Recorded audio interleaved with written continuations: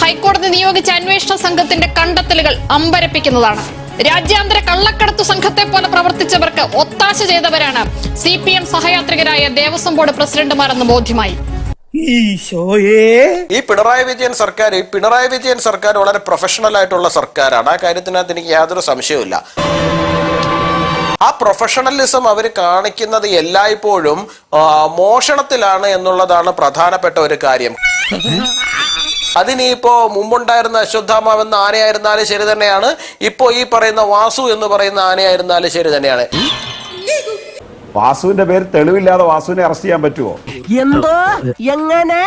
അപ്പൊ വാസുവിനെ അല്ല ഇവരുദ്ദേശിക്കുന്നവരെ അറസ്റ്റ് ചെയ്യുക എന്നുള്ളതല്ല, മറിച്ച് കുറ്റവാളികളെ കണ്ടെത്തി കോടതിയിൽ നിയമത്തിന്റെ മുമ്പിൽ കൊണ്ടുവന്ന് നല്ല തെളിവ് കൊടുത്തില്ലെങ്കിൽ കോടതിയിൽ നിന്ന് കുറ്റവാളികൾ രക്ഷപ്പെടും. കൂടുതലൊന്നും പറയാം. രണ്ടാമത്, ഇവർക്ക് മോഷണത്തിൽ മാത്രമാണ് താല്പര്യം. ഒരു പൊളിറ്റിക്കൽ ആരോപണം ഉന്നയിക്കുമ്പോൾ രാഷ്ട്രീയമായിട്ട് എന്തും പറയാം. പക്ഷേ ഈ 8 വർഷം ഭരിച്ച ഗവൺമെന്റിന്റെ ഏത് അഴിമതി ആരോപണമാണ് നിഷ ഇവർ ഈ പറയും നിലനിൽക്കുന്നത്? ഏത് അഴിമതി ആരോപണം? എത്ര അഴിമതി ആരോപണം? കാരണം ഇടതുപക്ഷം എന്ന് പറഞ്ഞാൽ അഴിമതി മുക്തമായ ഒരു ഭരണ സംവിധാനം, അതിന്റെ പര്യായം അത്. നേരെ മറിച്ച് ഇന്ത്യ മൊത്തം വിറ്റുകൊണ്ടിരിക്കുകയാണ്. ഈ ആക്ഷേപം ഉന്നയിച്ച BJPയുടെ സുഹൃത്തുക്കൾ, ഇന്ത്യ എന്ന് പറഞ്ഞാൽ കോടിക്കണക്കിന് ലക്ഷക്കണക്കിന് കോടി രൂപയുടെ പൊതുമേഖലാ സ്ഥാപനങ്ങൾ വിറ്റിട്ട് അവരുടെ വരുമാനം ഇലക്ട്രൽ ബോണ്ടായിട്ട് തിരിച്ചു വാങ്ങിച്ച് രാഷ്ട്രീയ പ്രവർത്തനം നടത്തുന്ന പാർട്ടിയാണ് BJP. CPM ആ ഇലക്ട്രൽ ബോണ്ടിനെതിരായിട്ട് കോടതി പോയി ഈ അഴിമതി പുറത്തു കൊണ്ടുവന്ന പാർട്ടിയാണ് CPM. പച്ചവെള്ളം ചവച്ചു കുടിക്കണ പഞ്ചപാവം അങ്ങോട്ട് ഇറങ്ങിയില്ലടേ. ഈ കേരള സർക്കാർ കാല് പിടിച്ചു പറഞ്ഞ് തിരുവനന്തപുരം വിമാനത്താവളം ഇടതുപക്ഷം ഈ സംസ്ഥാന ഗവൺമെന്റ് നടത്തിക്കോളാം, ഈ അദാനി കോട്ട് ചെയ്ത് അത്രയും തുക തരാം, വേണേ 10 രൂപ അധികം തരാം.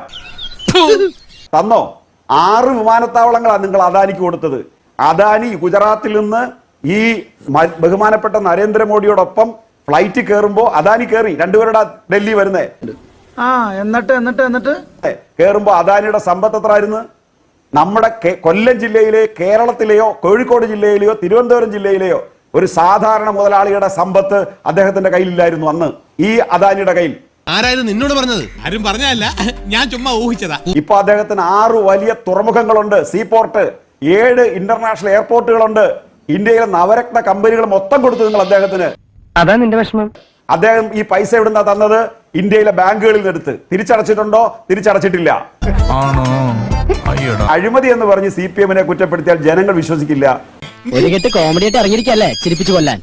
കാര്യം കൂടി പ്രശാന്തിന്റെ ഡേറ്റ് ശബരിമല ശ്രീകോവിലിലെ ഭാഗങ്ങൾ രാജ്യാന്തര കള്ളക്കടത്ത് സംഘങ്ങളുടെ മാതൃകയിൽ കടത്തപ്പെട്ടു എന്നത് ചെറിയ കാര്യമാണോ ഡോക്ടർ PK ഗോപൻ?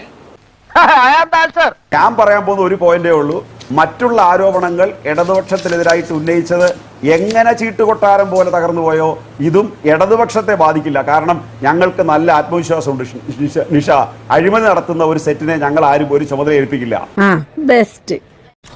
ആത്മവിശ്വാസമൊക്കെ ശരി തന്നെ, പക്ഷേ എത്ര ആത്മവിശ്വാസം ഉണ്ടായാലും വസ്തുതകൾ വസ്തുതകളായി നിൽക്കുകയാണ് ഡോക്ടർ PK ഗോപൻ. നിങ്ങളുടെ പാർട്ടിയുടെ നേതാക്കളായിരുന്ന ആളുകൾ ദേവസ്വം ബോർഡ് പ്രസിഡന്റുമാരായിരുന്നവർ ശബരിമലയിലെ സ്വർണം കട്ടു എന്ന കേസിൽ പ്രതിസ്ഥാനത്ത് നിൽക്കുകയാണ്. ഇല്ലാവചനം പറയരുത് കേട്ടോ. അല്ല നിഷ, അത് വരട്ടെന്നാ പറഞ്ഞ, അന്വേഷണം പൂർത്തിയായില്ലല്ലോ. നമ്മൾ തോക്കിൽ കയറി വെടിവെക്കേണ്ട. അന്വേഷണം പൂർത്തിയാകുമ്പോൾ അവർ പ്രതിയാണെങ്കിൽ ഒരു രാഷ്ട്രീയ സംവിധാനത്തിന്റെ ഭാഗമായി നിൽക്കുന്നവരെ എന്ത് ചെയ്യുമെന്ന് അങ്ങനെ പറയരുത്. പിന്നെങ്ങനെ പറയണം? അവര് പ്രതിയാണോ, അവരുടെ ഭാഗത്ത് വീഴ്ച പറ്റിയത് കൊണ്ടാണ് അവിടുന്ന് സ്വർണം കടത്തിയതെങ്കിൽ അവർ കുറ്റവാളികളാവും. ഇവൻ ശരിയല്ല. അങ്ങനെ അവരുടെ ഭാഗത്ത് ഉണ്ടെന്ന് പറയാൻ പറ്റുന്ന പൂർണ്ണമായ അവസ്ഥയിലേക്ക് നമ്മൾ എത്തിയിട്ടില്ല. അത്രയേ ഉള്ളൂ ഞാൻ പറഞ്ഞു. ഞാൻ മനസ്സിലാക്കുന്ന ഈ കട്ടളപ്പാളിയിലെ സ്വർണം കവർന്ന കേസിൽ ഇദ്ദേഹം 3ാം പ്രതിയാണ്, ശ്രീ N. വാസു. അതിൽ ഇപ്പോഴും സംശയമുണ്ട് നിങ്ങൾക്ക്? അന്വേഷണ സംഘത്തിന്റെ നിലപാടിൽ സംശയമുണ്ട്? നീ സൂക്ഷിക്കണം, ഇവൾ ഒരുമ്പെട്ടിറങ്ങിയിരിക്കുക. അല്ല, പ്രതിയാണെങ്കിൽ അദ്ദേഹം വീട്ടിൽ ഇരിക്കത്തില്ലല്ലോ. ഇരിക്കുവോ നിഷ? N. വാസു ഇപ്പൊ വീട്ടിൽ ഇരിക്കുക. പ്രതിയാണെങ്കിൽ അദ്ദേഹത്തെ അറസ്റ്റ് ചെയ്യപ്പെട്ട് അദ്ദേഹത്തെ ചോദ്യം ചെയ്ത് അതാണ് പ്രശ്നം. അവിടെയാണ് പ്രശ്നം doctor PK Gopan. N. Vasu ഇപ്പോഴും വീട്ടിലിരിക്കുന്നത് എന്തുകൊണ്ടെന്നാണ് പ്രതിപക്ഷം ചോദിക്കുന്നത്. ശരി, താങ്കൾ പ്രശാന്തിനെ കുറിച്ച് പറയാൻ വന്നത് കൂടി പറഞ്ഞു പൂർത്തിയാക്കും. പ്രശാന്തിനെ കുറിച്ച് പറയാൻ വന്നത്, നിങ്ങൾ എന്ത് നിഗമനത്തിലാണ് എത്തി അദ്ദേഹത്തിന് നീട്ടിക്കൊടുക്കുമെന്ന്? നീട്ടിക്കൊടുക്കുമെന്നോ കൊടുക്കില്ലെന്നോ ഇതുവരെ ഗവൺമെന്റ് പ്രഖ്യാപിച്ചിട്ടില്ല. ശരി, തുടക്കം മുതൽ അദ്ദേഹം പറഞ്ഞ അദ്ദേഹത്തിന്റെ ശബരിമല അയ്യപ്പ സംഗമത്തെ കലക്കാൻ ഉണ്ടാക്കിയ ഗൂഢാലോചനയാണ് എന്നത് മുതൽ ഇതുവരെ PS പ്രശാന്ത് പറഞ്ഞതെല്ലാം അവാസ്തവമായിരുന്നുവെന്ന് കോടതി ഉത്തരവിലൂടെ വ്യക്തമാവുകയാണ്. കോടതി അദ്ദേഹത്തിന്റെ നിലപാടുകളെ പരാമർശിച്ചുകൊണ്ട് ഗുരുതരമായ കാര്യങ്ങളാണ് പറഞ്ഞിരിക്കുന്നത്. അങ്ങനെയുള്ള ഒരാളെ ആ കസേരയിൽ ഇന്ന് പോലും ഇരുത്താമായിരുന്നു ഡോക്ടർ PK ഗോപൻ. നിങ്ങളെല്ലാവരും കൂടെ ബഹുമാനപ്പെട്ട ഹൈക്കോടതിയുടെ ജഡ്ജസിന്റെ കസേരയിൽ നിന്ന് അവരെ ഒന്ന് മാറ്റിയിരുത്തിട്ട് അവിടെ കുറച്ചു നേരം കയറിയിരിക്കുക. അല്ലാതെ വേറെ എന്താ മാർഗം? എന്തെങ്കിലും സാധ്യത ഉണ്ടോ എന്ന് നോക്കാം അവിടെ കയറിയിരിക്കാൻ. എന്തൊക്കെയാണ് ഈ വെച്ച് വിളമ്പുന്നത്? നിങ്ങൾക്കെല്ലാം ബഹുമാനപ്പെട്ട ഹൈക്കോടതി കോടതി വിളമ്പുന്നതിനെ കുറിച്ചാണ് താങ്കൾ ചോദിക്കുന്നത്? അത് എനിക്കറിയില്ല, ജഡ്ജിമാരോട് തന്നെ ചോദിക്കേണ്ടി വരും. നിഷ, രണ്ടുപേരും ഇവിടെ ധാരാളം സമയമെടുത്ത് കാര്യങ്ങൾ പറഞ്ഞു. നിഷയ്ക്ക് മിണ്ടാട്ടമില്ല. ഞാൻ ചർച്ച തുടങ്ങിയപ്പോൾ തന്നെ നിഷ ഇടപെട്ട് തുടങ്ങി. നിന്റെ കയ്യിലിരിപ്പതായിരുന്നല്ലോ സമയമുണ്ട്. അല്ല, താങ്കൾ എന്നോട് ചോദ്യം ഉന്നയിച്ചതുകൊണ്ടാണ്, ഹൈക്കോടതി ജഡ്ജിമാരുടെ കസേരയിൽ ഇരുന്നുകൂടെയും ചോദിച്ചുകൊണ്ടാണ്. ഉത്തരം പറയാം. ശരി, താങ്കൾ പറയൂ. ശബരിമലയിൽ ആരെങ്കിലും സംരക്ഷിച്ചുകൊണ്ട് ഇതുവരെ ഗവൺമെന്റിന്റെ ഉത്തരവാദിത്തപ്പെട്ട ആരെങ്കിലും വർത്താനം പറഞ്ഞു നിഷ? വേറെ ഏതെങ്കിലും പാർട്ടി ആയിരുന്നെങ്കിലോ? ഇപ്പം നിങ്ങൾക്കും അറിയാം, എല്ലാവർക്കും അറിയുന്നൊരു കാര്യമുണ്ട്. ആരെയെങ്കിലും ഗവൺമെന്റോ മുഖ്യമന്ത്രിയോ ആഭ്യന്തര വകുപ്പ് ഇടപെട്ട് ഈ കേസിൽ മുന്നിൽ കയറി എന്നുകൊണ്ട് അറസ്റ്റ് ചെയ്യാൻ പറ്റുമോ? നിങ്ങൾ പറ. ഉത്തരം പറ. SITയുടെ റിപ്പോർട്ടില്ലാതെ, കോടതിയുടെ നിഗമനമില്ലാതെ, കോടതി പരാമർശങ്ങളുടെ അടിസ്ഥാനത്തിൽ രാജിവെക്കണം എന്ന് എത്രയോ തവണ ആവശ്യപ്പെട്ടിട്ടുണ്ട് ദേവസ്വം ബോർഡ് പ്രസിഡന്റ്. സീസണിന്റെ ഭാര്യ മാത്രം മതിയോ ദേവസ്വം ബോർഡ് പ്രസിഡന്റ് സംശയത്തിന് അതീതനാവണ്ടേ ഡോക്ടർ PK ഗോപൻ? അക്കാര്യത്തിൽ ഗവൺമെന്റിന് ഇപ്പോ ആരെയെങ്കിലും അറസ്റ്റ് ചെയ്യാൻ പറയാൻ പറ്റുമോ എന്റെ ചോദ്യം. നിങ്ങൾ അതിന് ഉത്തരം പറ. എവിടുന്ന് കിട്ടി സാധനത്തിന്? SIT അവഗണിച്ചുകൊണ്ട്, കോടതി അവഗണിച്ചുകൊണ്ട്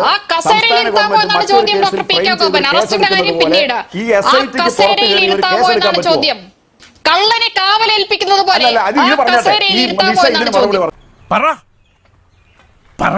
SITയുടെ മേളിൽ കയറി ഈ സംസ്ഥാനത്തെ പത്തനംതിട്ടയിലെ പോലീസോ, അല്ല ഞാനൊന്ന് പറഞ്ഞു തരാം,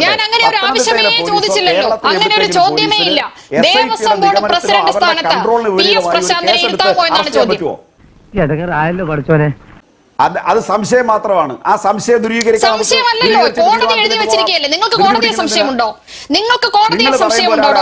നിങ്ങൾ പറയുമ്പോൾ പിടിച്ച് ജയിലിടണം, നിങ്ങൾ പറയുമ്പോൾ തീരുമാനം എടുക്കണം, അങ്ങനെയാണോ? കേൾക്കാൻ വയ്യ, നിങ്ങളുടെ സൗണ്ടിന്റെ പ്രശ്നം കേട്ടോ. കേരള ഹൈക്കോടതി പറഞ്ഞത് വെച്ച് നിങ്ങൾ തീരുമാനമെടുക്കുമോ? കേരള ഹൈക്കോടതിയുടെ പരാമർശങ്ങളുടെ പുറത്ത് മന്ത്രിമാർ രാജിവെക്കണമെന്ന് ആവശ്യപ്പെട്ടിട്ടുള്ള പാർട്ടിയാണ് CPM. എപ്പോഴാണ് നിങ്ങൾക്ക് നിലപാട് മാറിയത്? അത് പിന്നെ അത് നിഷ കൃത്യമായിട്ട് ഉത്തരവുണ്ട് അതിന്. അതൊരു ഇൻവെസ്റ്റിഗേഷൻ ടീമിന്റെ ഭാഗമായിട്ട് ഇരിക്കുമ്പോഴല്ല, ഒരു കോടതി നിരീക്ഷണത്തിൽ അന്വേഷണം നടക്കുമ്പോഴല്ല. അല്ലാതെ ഞങ്ങൾ ആവശ്യപ്പെട്ടിട്ടുണ്ട്, ആക്ഷേപം വന്നു കഴിഞ്ഞാൽ രാജിവെക്കാൻ പറഞ്ഞിട്ടുണ്ട്. പക്ഷെ ഇതല്ല, സംഭവമല്ല ഈ സംഭവം. ഗവൺമെന്റിന് മാറി നിന്നുകൊണ്ട് ഒരു നിരീക്ഷണ കമ്മീഷൻ, ഒരു അന്വേഷണ കമ്മീഷനും ആ അന്വേഷണ കമ്മീഷന്റെ തലപ്പത്ത് കോടതി ഓരോ ദിവസവും നോക്കിക്കൊണ്ടിരിക്കുക. അവിടെ കയറി വന്ന് വേറെ ഇടപെടാൻ പറ്റില്ല. ഇത് രണ്ട് കേസാ. ശ്രീ യുവരാജ് ഗോകുൽ, ലോകം മുഴുവൻ ശ്രദ്ധിക്കുന്ന ഒരു സ്ഥലത്ത് ഇത്രയും വലിയ കൊള്ള നടത്തുവാൻ വേണ്ടിയിട്ട് ഒരു മടിയുമില്ലാണ്ട് അവർ മുമ്പോട്ട് വന്നിട്ടുണ്ട് എന്നുണ്ടെങ്കിൽ, തിരുവിതാംകൂർ ദേവസ്വം ബോർഡിന്റെ കീഴിലുള്ള നൂറുകണക്കിന് ക്ഷേത്രങ്ങൾക്കകത്ത് എവിടെയൊക്കെ അവർ എന്തൊക്കെ തരത്തിലുള്ള കൊള്ള നടത്തിയിട്ടുണ്ടാകും എന്നുള്ള കാര്യത്തിനെ കുറിച്ചിട്ടൊരു പരിപൂർണമായിട്ടുള്ള ഓഡിറ്റ് ഉണ്ടാവണ്ടേ? എന്തെങ്കിലും ഒരു ആരോപണം വന്നു കഴിയുമ്പോൾ ഒരു ചർച്ചയ്ക്ക് വന്നിരുന്നാലും ശരി, അല്ലാതെ പ്രസ്താവന നടത്തുമ്പോഴായാലും ശരി, അവിടുന്ന് ഡീവിയേറ്റ് ചെയ്ത് വിടുക എന്ന് പറയുന്നത് കമ്മ്യൂണിസ്റ്റുകാരുടെ ഒരു പ്രധാനപ്പെട്ട ശീലമാണ്. സ്വാഭാവികം. 34 വർഷമായി സന്ദേശം എന്ന് പറയുന്ന സിനിമ ഇറങ്ങിയിട്ട് ഇപ്പോഴും പോളണ്ടിലേക്ക് പോയിട്ട് വിഷയത്തിനെ വേറൊരു വഴിക്ക് വിടുക എന്ന് പറയുന്നത് ഒരു ശീലമാണ്. അതൊക്കെ ഗോപാലകൃഷ്ണൻ ഒരു നമ്പറല്ലേ?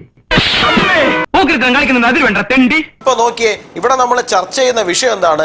ചർച്ച ചെയ്യുന്ന വിഷയം എന്ന് പറയുന്നത് കമ്മ്യൂണിസ്റ്റ് സർക്കാരിന്റെ കീഴിലുള്ള ദേവസ്വം ബോർഡ് നടത്തിക്കൊണ്ടിരിക്കുന്ന സ്വർണ്ണക്കൊള്ളയാണ്, ക്ഷേത്രങ്ങളിലുള്ള സ്വർണ്ണക്കൊള്ളയാണ്. അതിനിവിടെ അദാനി വരെ എത്തുന്ന സാഹചര്യം ഉണ്ടായി. ഒരു ഒറ്റ കാര്യം ഒന്ന് പറഞ്ഞിട്ട് പോയി കഴിഞ്ഞാൽ ശരിയാവില്ല എന്നുള്ളതുകൊണ്ട് മാത്രം ഞാൻ അതിലേക്ക് പോകുന്നതാണ്. ഇതാണ് അവർക്ക് ആവശ്യം. കാരണം സമയം കളയുക, അവരുടെ കൊള്ളയെ കുറിച്ചിട്ട് നാട്ടുകാർ ചർച്ച ചെയ്യാതിരിക്കുക.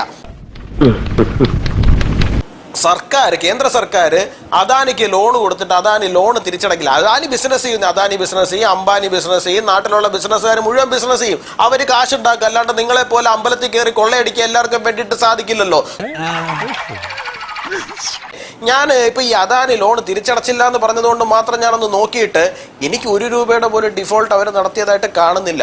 അങ്ങനെ വരാൻ വഴിയില്ലല്ലോ. പക്ഷെ അങ്ങനെ വന്നല്ലോ. അവരെ സംരക്ഷിക്കാൻ വേണ്ടിയിട്ടോ അല്ലെങ്കിൽ അവർക്ക് എന്തെങ്കിലും വേണ്ടിയിട്ടോ അല്ല ഞാൻ പറഞ്ഞത്. കാരണം ഇപ്പോ ഞങ്ങളെക്കാളും പ്രിയപ്പെട്ടവർ അദാനിയെ സംബന്ധിച്ചിടത്തോളം പിണറായി വിജയനാണ്. കാരണം നരേന്ദ്രമോദി ഇന്ന് വരെ അദാനി എന്ന് എഴുതിയ ബനിയനും ബലൂണും പിടിച്ചോണ്ട് എങ്ങും പോയി നിൽക്കുന്നത് കണ്ടിട്ടില്ല. ഇവിടെ റിയാസും അദ്ദേഹത്തിന്റെ അമ്മായിയപ്പൻ പിണറായി വിജയനും ഉൾപ്പെടെ അദാനി എന്ന് എഴുതിയ ബലൂണും പിടിച്ചോണ്ട് നിൽക്കുന്നതൊക്കെ നമ്മൾ കണ്ടത് തന്നെയാണ്.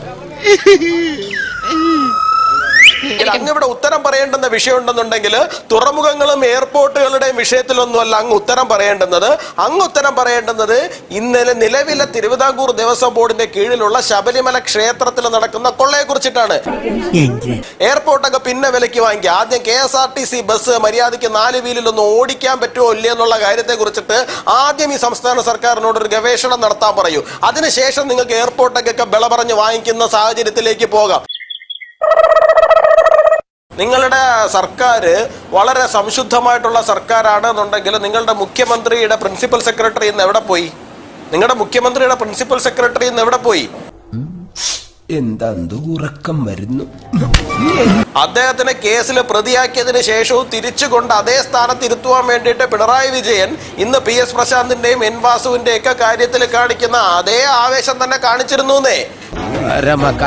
അപ്പൊ ശ്രീ PK ഗോപനോട് പറയാനുള്ള ഒരു കാര്യം എന്ന് പറഞ്ഞു കഴിഞ്ഞാൽ അത്ര നിഷ്കളങ്കമായിട്ട് കൈ കഴുകി അങ്ങ് പോകാൻ കഴിയുന്ന തരത്തിലുള്ള സാഹചര്യങ്ങളൊന്നുമല്ല ശബരിമലയുമായി ബന്ധപ്പെട്ട് നിൽക്കുന്ന വിഷയങ്ങളിൽ ഉണ്ടായിരിക്കുന്നത്. എണീറ്റ് വരണ്ടേയിരുന്നു. അവരാണ് രാഷ്ട്രീയ നേതൃത്വത്തിൽ നിന്ന് അങ്ങ് മാറി നിൽക്കുന്ന ഏതെങ്കിലും ഉദ്യോഗസ്ഥ തലത്തിൽ നിൽക്കുന്ന ആൾക്കാരൊന്നുമല്ല. ഇന്ന് PS പ്രശാന്തിനെതിരെ ആരോപണമുണ്ട്, N വാസുവിനെതിരെ ആരോപണമുണ്ട്, A പത്മകുമാറിനെതിരെ ആരോപണമുണ്ട്. ഇതിനകത്ത് N വാസു പ്രതിപട്ടികയിലേക്ക് കടന്നു വരുന്ന സാഹചര്യം വരെ ഉണ്ടായിട്ടുണ്ട്. ഞാൻ പോയിട്ട് പിന്നീട് എന്തെങ്കിലും വരാം. ഇത്തരത്തിലൊരു രാഷ്ട്രീയ സാഹചര്യം കേരളത്തിൽ നിലനിൽക്കുന്നു എന്നുണ്ടെങ്കിൽ അതിന്റെ രാഷ്ട്രീയമായ ഉത്തരവാദിത്വത്തിൽ നിന്ന് ഒളിച്ചോടാൻ CPM-ന് സാധിക്കില്ല എന്ന് മാത്രമല്ല CPM-ന്റെ നേതൃത്വം അറിഞ്ഞുകൊണ്ട് തന്നെയാണ് ഈ കൊള്ള ശബരിമലയിൽ നടന്നിരിക്കുന്നത് എന്നുള്ള കാര്യം സുവ്യക്തമാണ്. ഇനി ഇവിടെ നിന്ന് അഴിവണ്ടാവാ, നമുക്ക് അങ്ങോട്ട് മാറിയിക്കാം. തൽക്കാലം ഇത്രയും മതി. വരട്ടെ.